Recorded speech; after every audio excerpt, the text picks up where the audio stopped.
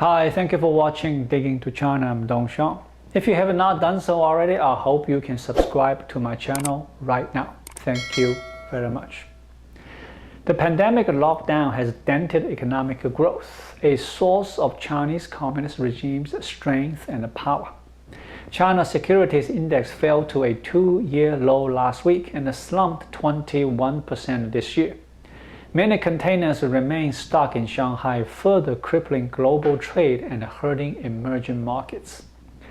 The economic downturn is leading to criticism of the Chinese president and his leadership. Hong Hao is the managing director and head of research at BOCOM International, the investment banking arm of Bank of Communications, a state-owned bank and China's fifth largest. Mr. Hong posted on social media about huge outflows of capital from the country and made bearish forecasts about the Chinese stock market. In the beginning of May, his WeChat account was frozen. Hong's account on Weibo, which had more than 3 million followers, has also been removed. If you search for the account, a message pops up stating that the user no longer exists. The criticism also came from those who are Xi's greatest cheerleaders, including former Global Times editor-in-chief Hu Xijing, who said that the economic costs of containing the virus should not exceed the public health benefits. Hu even went on to say that the CCP should tell the truth to the people or make low-cost containment work if Beijing faces a surge in cases. Despite these developments, Xi insists on sticking to COVID-0 and fired his warning shots. On Thursday, May 5th, Xi chaired a meeting attended by the ruling Communist Party's Supreme Politburo Standing Committee. Attendants vowed to, quote, unswervingly adhere to the general policy of dynamic zero COVID and resolutely fight against any words and acts that distort, doubt, or deny our country's epidemic prevention policies, unquote. According to state media report, Xi made an important speech at the meeting, and this is the first time she has made public remarks about China's battle against COVID since the harsh lockdown in Shanghai. Xinhua News Agency reported that the seven-member committee said, "Our prevention and control strategy is determined by the party's nature and mission. Our policies can stand the test of history. Our measures are scientific and effective. We have won the battle to defend Wuhan, and we will certainly be able to win the battle to defend Shanghai." The Standing Committee also demanded that cadets have a profound, complete, and comprehensive understanding of the policies set by the party's central leadership. "We should resolutely overcome the problems of inadequate awareness, inadequate preparation, and insufficient work, and resolutely overcome contempt, indifference, and self-righteousness in our thinking," it said. The strong-worded remarks issued by the Standing Committee means one thing. There has been internal pushback against Xi's zero-COVID policy from within the party.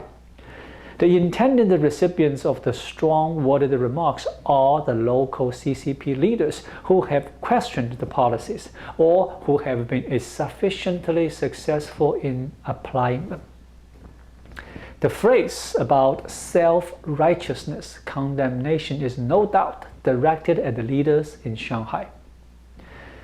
Over the past 6 weeks, many Shanghai residents have taken to social media to call for help and vent their anger over severe food shortages and the lack of access to medical care.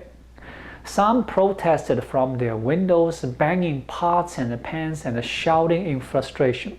Others even clashed with police and health workers in the streets. It is rare in China when dissent is routinely suppressed. Factory workers at a Shanghai facility that makes Apple products rioted last Thursday, clashing with the guards in hazmat suit and jumping across security barriers in an apparent mutiny against strict coronavirus restrictions. Video shared online by Radio Free Asia showed hundreds of angry workers in white shirts yelling and hopping barricades as overwhelmed guards in hazmat suit tried to stop them. Another section of the video shows a woman hitting and screaming at a man as the man tries to choke another person. It's unclear whether any of the people involved in that confrontation were guards, but the person who was being choked appeared to be wearing a worker's uniform. Many Shanghai facilities, including the Apple factory, have sought to keep operating during the lockdown through a closed-loop production system. Under this system, employees are generally banned from leaving company facilities even during off hours and are forced to live and sleep in the factory or at a nearby dormitory. They are not allowed to see other people, including their own family members. As Omicron spreads in other parts of China, more local governments are imposing swift lockdowns in response to just a handful of cases. In Beijing, where more than 500 cases have been reported since April 20th, many fear for a Shanghai-style lockdown as authorities roll out increasingly restrictions. The latest statement from top leaders has made it clear that Beijing is doubling down on its approach of relying on swift lockdowns, massive testing, and quarantine to squash the Omicron variant for the foreseeable future. I have said it repeatedly, it is not a health issue, it is political. In CCP's language, it is a path struggle within the party. Path 1 is to stick with dynamic zero COVID and make COVID control the top priority. Path 2 is flexible approach to fight COVID and make economic growth the priority. And with the latest statement, it is clear that she has picked the path 1.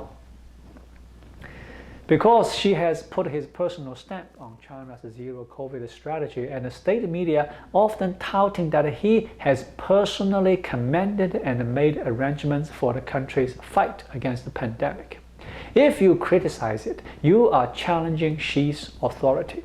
Therefore, zero COVID has become an unquestionable and unchallengeable policy. There is no flexibility when it comes to its implementation. What did Mr. Hu do after the remarks were reported by state media? I'm referring to Hu Xijing, the former Global Times editor-in-chief, who is Xi's biggest cheerleader and who also criticized zero COVID recently. He very quickly deleted his WeChat post where he commented on the zero COVID policy. Why? Because who knows this? COVID or not, for Chinese President Xi Jinping, the aim is to ensure that he can begin his unprecedented third term smoothly. Thank you for watching. Please leave a comment and subscribe to my channel. Just click the subscribe button right here. I'll see you again shortly.